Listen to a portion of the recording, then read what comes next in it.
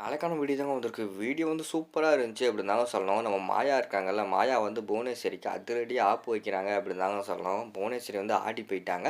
அதெல்லாம் பார்க்குறக்குமா சேனலை மட்டும் மறக்காம லைக் அண்ட் சப்ஸ்கிரைப் மட்டும் பண்ணிடுங்க. ஃபர்ஸ்ட் எடுத்த உடனேயுமே வந்து நம்ம லிங்கம் இருக்கார்ல, லிங்கம் வந்து பத்மா வந்து பார்க்குறாங்க. நான் வந்து உங்களை பார்க்கணுமா, ரெடியாக வாங்க அப்படின்னு சொன்ன உடனேயும் சரின்னு சொல்லிட்டு அந்த இடத்துல அவங்க வர்ற மாதிரி தான் காட்டுறாங்க.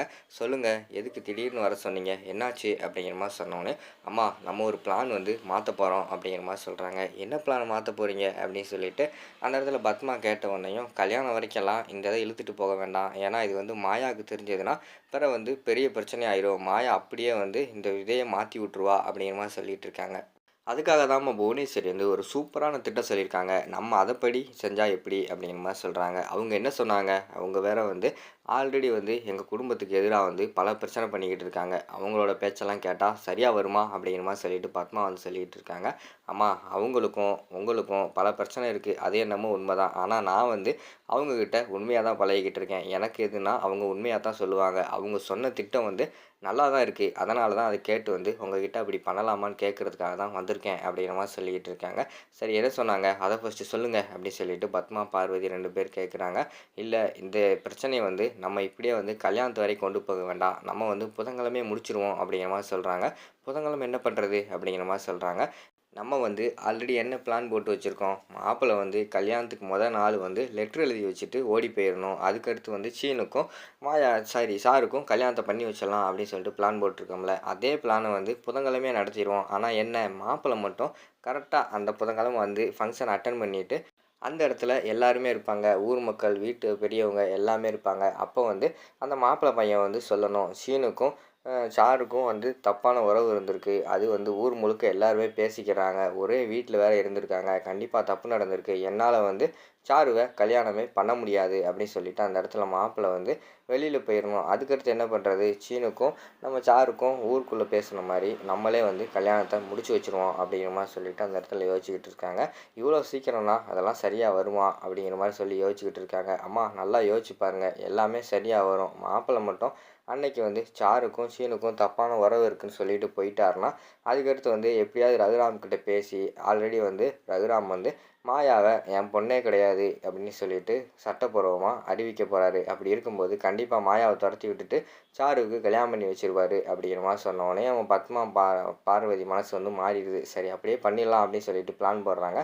பிளான் போட்டு இந்த பிளானை வந்து உடனே மாப்பிள்ளை பையன்கிட்ட சொல்லணும் அப்படின்னு சொல்லிட்டு அவனுக்கு வந்து கால் பண்ணுறாங்க. தம்பி எங்கே இருக்கீங்க அப்படிங்கிற மாதிரி சொன்ன உடனேயும், சொல்லுங்க அத்தை அப்படிங்கிற மாதிரி சொல்கிறாங்க. உங்களை பார்க்கணும், உடனடியாக வாங்க அப்படின்னு சொல்லிட்டு கூப்பிடுறாங்க. அவங்க வந்தவொடனே இந்த பிளானை சொல்கிறாங்க. புதன்கிழமையே வந்து நீ கல்யாணம் முடிக்காமல் ஓடிடணும் தம்பி அப்படிங்கிற மாதிரி சொல்கிறாங்க. என்னது, புதன்கிழமையே ஓடிடணுமா? அவர் வந்து ஆல்ரெடி சாருவை கல்யாணம் பண்ண நினச்சிக்கிட்டு இருக்காரு. புதன்கிழமையே இந்த பிளான் எல்லாம் முடிஞ்சிருச்சுன்னா சாருக்கு அதை தாலி கட்ட முடியாது அப்படின்னு சொல்லிட்டு, என்னத்த சொல்கிறீங்க, திடீர்னு இப்படி ஒரு பிளான் போடுறீங்க அப்படிங்கிற மாதிரி கேட்காரு. ஏய், எப்போ நடித்தா என்ன, உனக்கு கல்யாணம் வரைக்கும் நடித்தா என்ன, இல்லைன்னா புதன்கிழமை வரைக்கும் நடித்தா என்ன, உனக்கு தேவையான காசை வாங்கிட்டு நீ எவ்வளோ தூரம் நடிச்சிருக்கியோ அது வரைக்கும் வந்து உனக்கு நல்லா செமையாக வந்து காசை கொடுத்துருவோம், நீ வாங்கிட்டு இடத்த காலி பண்ணிடு அப்படிங்கிற மாதிரி சொல்கிறாங்க. அவருக்கு ஒன்றுமே புரியாமல் அந்த இடத்துல வந்து சரியத்தா அப்படின்னு சொல்லிட்டு அந்த இடத்துல வந்து போயிடுறாங்க. சரி, இந்த பிளானை வந்து ஃபஸ்ட்டு உடனடியாக வந்து நம்ம மாயா கிட்ட சொல்லி ஆகணும் அப்படின்னு சொல்லிட்டு மாயாவை கூப்பிட்டு இந்த விஷயத்தை சொல்கிறாங்க. புதன்கிழமையே வந்து என்னைய வந்து சீனுக்கும் சாருக்கும் தப்பான உறவு இருக்குது அப்படின்னு சொல்லிட்டு எல்லாரும் முன்னாடியுமே சொல்லிவிட்டு அந்த கல்யாணத்தை நிப்பாட்டிட்டு வேண்டாம்னு சொல்லிட்டு சொல்லிட்டாங்க அப்படிங்கிற மாதிரி சொல்லிக்கிட்டு இருக்காங்க. அப்போ வந்து மாயாவுக்கு வந்து புரிஞ்சிடுது. எனக்கு என்னமோ வந்து இதுக்கு பின்னாடி புவனேஸ்வரி தான் இருக்கான்னு தோணுது. இவ்வளோ நாளாக வந்து கல்யாணம் வரை கொண்டு போய் நிப்பாட்டணும்னு சொல்லி யோசிச்சுக்கிட்டு இருந்தவங்க திடீர்னு வந்தோம்னா புதன்கிழமையே வந்து எல்லாத்தையும் நிப்பாட்டிட்டு இப்படி பண்ணணும்னு சொல்கிறாங்கன்னா கண்டிப்பாக அது புவனேஸ்வரி தான் ஐடியா கொடுத்துருப்பா. புவனேஸ்வரிக்கு ஆப்பு வச்சிட வேண்டியதான் அப்படின்னு சொல்லிட்டு மாயா, கதிர், தனம் 3 பேருமே சேர்ந்து பயங்கரமாக பிளான் போடுறாங்க. கூடவே அந்த மாப்பிள்ளையும் சேர்த்துக்கிறாங்க.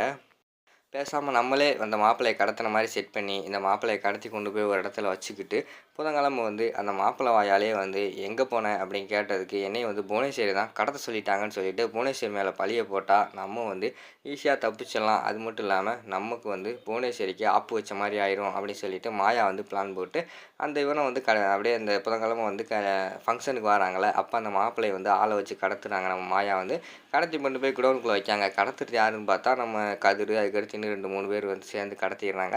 கடத்தி கொண்டு போய் ஒரு மண்டபத்தில் வச்சிடுறாங்க. மண்டபத்தில் வச்சுட்டு இங்கே வீட்டில் எல்லாரும் வெயிட் பண்ணிக்கிட்டு இருக்காங்க. என்ன மாப்பிள்ளையை காணோம் மாப்பிள்ளையை காணோம்னு சொல்லிட்டு டக்குன்னு அந்த இடத்துல வந்து இவங்க வந்து கால் பண்ணுறாங்க. நம்ம லிங்கம், அதுக்கடுத்து பத்மா, பார்வதி எல்லாருமே கால் பண்ணுறாங்க. என்னப்பா உன்னை இங்கே நேரம் ஆச்சு, இன்னும் ஆளவே காணோம் அப்படிங்கிற மாதிரி சொல்கிறாங்க. என்ன யாரோ கடத்திட்டாங்க, கடத்தினது யாருன்னு கேட்டால் ஏதோ புவனேஸ்வரின்னு பேரை சொல்கிறாங்க, என்னை காப்பாற்றுங்க அப்படின்னு சொல்லி கதற ஆரம்பிச்சிடுறாங்க. இந்த பக்கம் பார்த்தா நம்ம லிங்கம், அதுக்கடுத்து பத்மா, பார்வதிக்கு பயங்கரமான கடுப்பாயிடுச்சு. பார்வதி வந்து அண்ணி நான் முதலே சொன்னேன், அந்த புவனேஸ்வரியோட திட்டத்தை வந்து கேட்கக்கூடாது, அவள் வந்து ஆல்ரெடி நம்ம குடும்பத்துக்கு எதிராக தான் எதுனாலும் பண்ணிக்கிட்டு இருக்கான்னு சொன்னேன், பார்த்தீங்களா இப்போ இந்த கல்யாணமே நடக்கக்கூடாதுன்னு சொல்லிட்டு நம்ம குடும்பத்துக்கே அவமானப்படுத்தணும்னு சொல்லிட்டு இப்படியெல்லாம் பண்ணிட்டா அப்படிங்கிற மாதிரி சொல்லிக்கிட்டு இருக்காங்க. உடனே லிங்கம் வந்து ஷாக் ஆகிடுறாரு. என்னடா அந்த அம்மாவே ஒரு ஐடியா கொடுத்துட்டு கடைசியில் அந்த அம்மாவே மாப்பிள்ளையை கடத்திட்டா, என்ன அர்த்தம் அப்படின்னு சொல்லிட்டு குழம்பு போய் நின்றுக்கிட்டு இருக்காரு. எங்கிட்ட வந்து பத்மா வந்து சொல்கிறாங்க, பார்த்தீங்களாங்க உங்களோட பிளானை கேட்டால் இப்படி தான் நடக்கும், கடைசியில் நீங்கள் போய் உண்மையை சொல்லி அந்த புவனேஸ்வரி அவளாக ஒரு திட்டத்தை போட்டு கடைசியில் நம்ம பிளானை வந்து நடக்கூடாமல் பண்ணிட்டா அப்படின்னு சொல்லிட்டு புவனேஸ்வரி மேலே வந்து எல்லாருமே கடுப்பாகிற மாதிரி தான் காட்டுறாங்க. அதோட பார்த்துக்கிட்டிங்கன்னா அந்த வீடியோ வந்து முடிச்சிடுறாங்க.